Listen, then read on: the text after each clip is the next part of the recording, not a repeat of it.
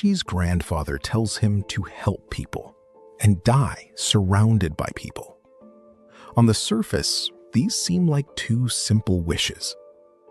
Together, they offer Yuji a blueprint for a meaningful life. But in modulo, those two wishes slowly drift apart. That separation connects Yuji's story to two major philosophical traditions: deontological ethics and existentialism. Immanuel Kant believed that the true value of a moral action comes from acting out of duty, regardless of personal cost or emotional reward. A person does what is right simply because it is right.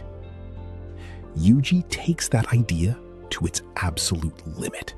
His commitment to protecting humanity never wavers, even when it costs him his own happiness, his chance to grow old naturally, and the peaceful death his grandfather hoped he would have. In the end, the duty itself consumes the individual. From an existential perspective, Yuji also lives in what Albert Camus called the absurd. This is the conflict between humanity's desire for meaning, connection, and a natural ending, and a universe that offers none of those things.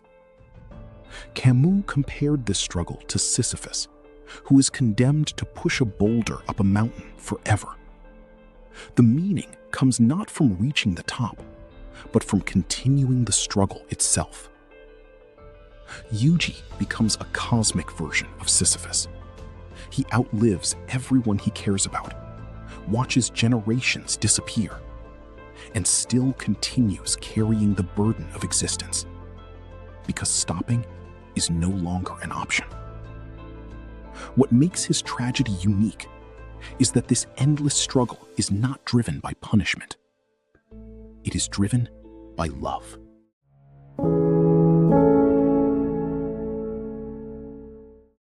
Yuji's view of himself also changes dramatically over time. What begins as seeing himself as a replaceable cog in a single battle eventually becomes accepting his role as the irreplaceable axis holding reality together. This transformation reflects both Stoic philosophy and the idea of self-transcendence. The Stoics believed that every person is part of a greater universal order. Marcus Aurelius often described human beings as parts of a single body, each fulfilling its role not for personal glory, but for the good of the whole.